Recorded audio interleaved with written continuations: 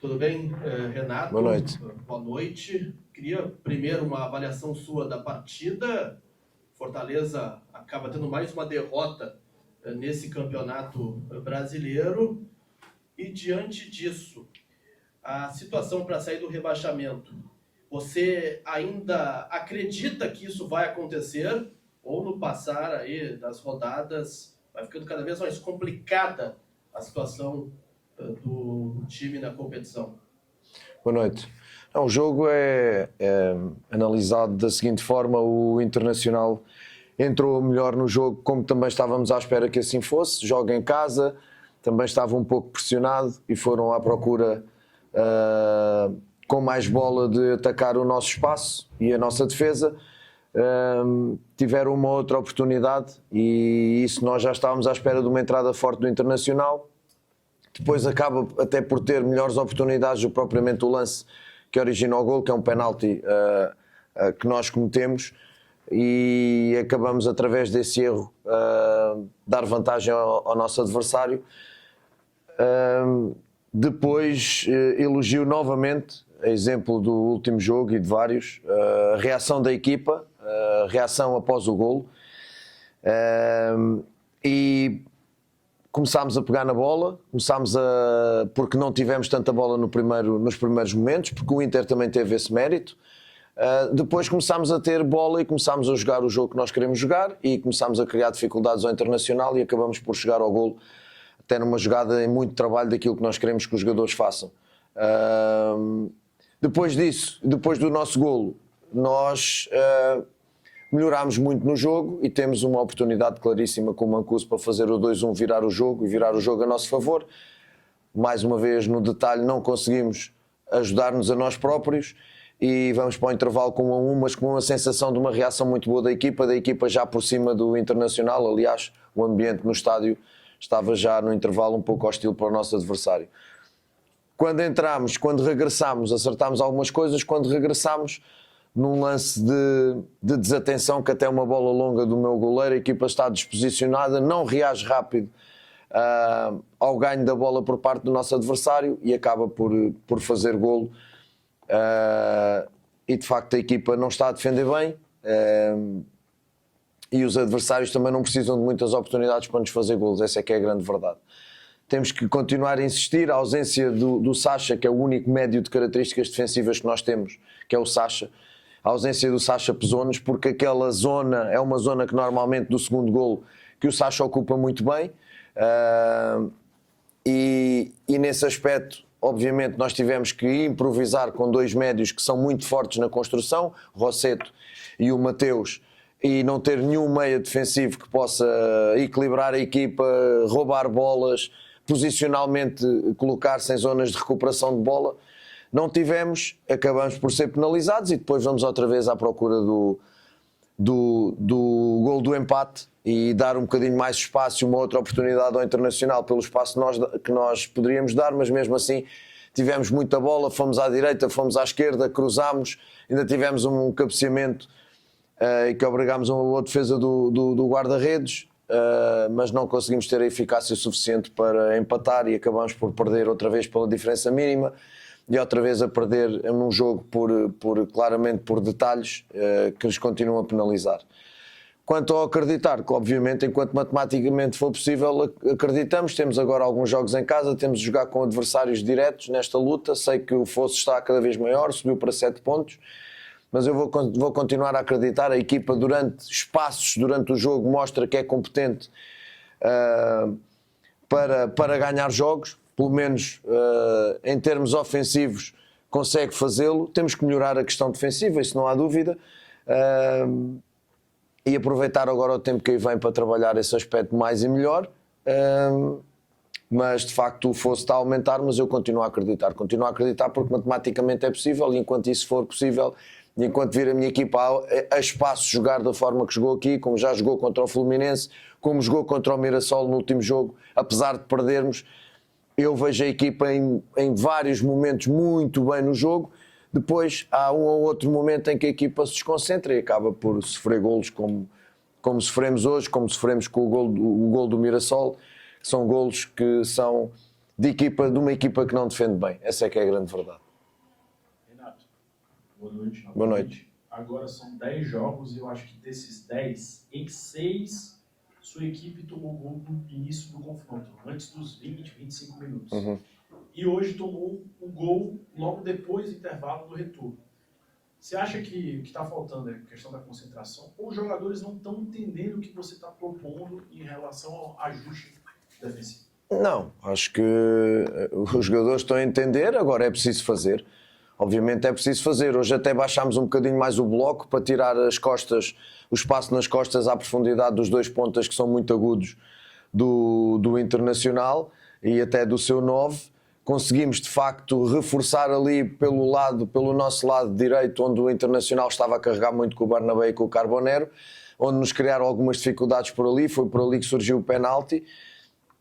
Mas de todas as formas eu entendo que a equipa entende o que nós queremos, também não vejo que seja muito difícil, mas a verdade é que depois, num ou noutro momento de vacilo, acontece um penalti, acontece, repito, um golo como aconteceu com o Mirassol, e isso não tem a ver com entendimento. Quando um jogador ganha 5 rebotes ou 4 rebotes dentro da nossa área, não tem a ver com entendimento, na minha opinião. Hoje, o segundo golo claramente é uma questão de um posicionamento defensivo à frente da área, e eu repito, a falta do Sacha, que é o único médio de características defensivas que nós temos, pesou, e portanto nós temos que estar preparados para isso também, mas não me parece que seja falta de entendimento, pode ser falta de treino e de continuidade, porque precisamos de repetir para entender esses momentos. Portanto, parece-me que é um bocadinho mais que isso do que falta de entendimento. Crispim está chegando, tem o Guzmán que está treinando e provavelmente vai ser anunciado, vai ser regularizado. Aí, está de bom tamanho essas contratações, fechem 11 nesta janela, ou pode ser que apareçam mais jogadores para tentar mudar a situação e também saídas. Você planeja saídas ou já está tudo feito? Não, em princípio saídas não. Em relação aos jogadores, quando forem apresentados serão nossos jogadores, ainda não foram apresentados, portanto quando forem apresentados eu falarei sobre os jogadores. E em relação a saídas, acho que não. Acho que só se o mercado, quando está aberto para entradas e para saídas, mas eu não acredito que haja mais saídas. Renato, já teve conversa com torcedores, né, membros de torcida, e vocês foram educados, receberam esses torcedores? Acho que teve 2 meio que protestos, uma reunião que foi na sexta-feira. E eu imagino que também no dia a dia vocês tentaram dar uma, não sei se a palavra pode ser essa, mas uma chacoalhada nos jogadores, né, para tentar levantar a moral. E é difícil, a gente sabe que quanto mais tem derrota, mais a situação vai ficando complicada. O que você acha que é preciso ser feito nesse momento? Agir com mais paciência, pedir para o torcedor tentar ter calma, não é o momento. E eu queria também saber, com todo respeito, se você se coloca à disposição, chegou a conversar com a diretoria, vai continuar no comando do Fortaleza e está convicto ainda que vai fazer o Fortaleza permanecer na primeira divisão. Primeiro, união. Em primeiro lugar, união. É fundamental que haja união, porque se num momento difícil nos dividirmos, mais difícil será a manutenção na Série A. Portanto, união. Sei que obviamente são palavras que agora para os torcedores custam, mas eu não vejo outra forma de sair dos momentos difíceis. Os momentos difíceis saem-se com união, com acreditar, com o ir ao estádio quando jogamos em casa e apoiar. Todos contamos para reverter esta situação, comissão técnica, jogadores, direção e torcedor.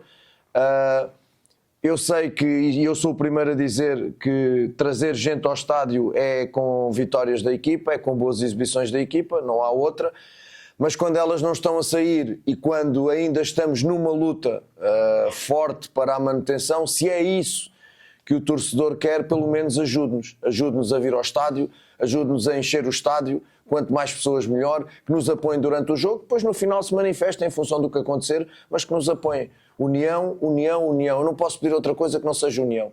Não conheço nada nem ninguém, nem em termos pessoais, nem em termos profissionais, que em momentos difíceis não haja o tocar a reunir e que a união não seja a palavra mais importante para sairmos desta situação.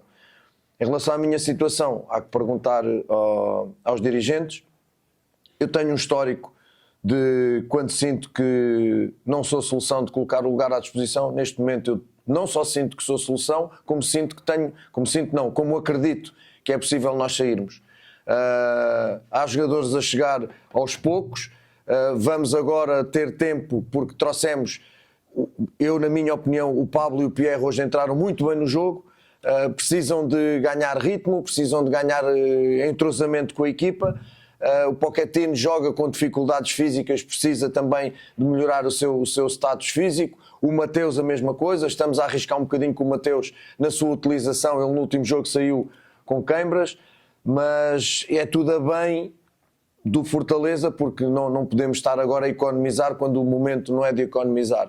Mas de todas as formas, aproveitar estes dias agora largos para juntar os jogadores, entrosá-los, perceber melhor o que é as dinâmicas de jogo do Fortaleza e trabalhar muito. É aquilo que eu sei fazer, é aquilo que eu gosto de fazer. E repito, já em 2 clubes eu senti que não era solução e fui embora, e essa é a minha forma de estar. A minha forma de estar é sempre honesta. Eu olho para a minha equipa hoje, não sinto que o problema seja o treinador, sinceramente. Eu olho para o último jogo do Mirassol, que hoje ganhou 5-1 ao Bahia. 5-1. E nós dominámos o Mirassol em grande parte do jogo. Não me parece que coletivamente o problema seja o treinador. Não me parece que a equipa se arrasta em campo, não me parece que a equipa não cria oportunidades, não me parece que a equipa seja goleada, apesar de ter problemas, e um dos problemas é não defender bem, como é óbvio, mas não me parece que o problema seja o treinador. Eu tenho o balneário, vejo a reação dos jogadores, sinto o balneário está comigo e, portanto, não me parece que esse seja o problema. Queria-lhe pôr uma questão, se não for problema. O senhor, durante a transmissão, falou do aquecimento. E falou em organização. É capaz de me explicar o que é que falhou na organização do aquecimento?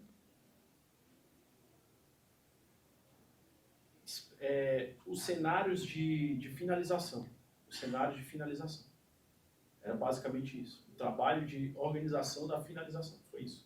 Mas da finalização da bola não entrar no gol, de falharmos a finalização, ou do exercício da finalização? Também, o exercício de finalização. A execução, talvez eu tenha usado a palavra errada, de movimentação, mas de organização em relação ao trabalho. Né?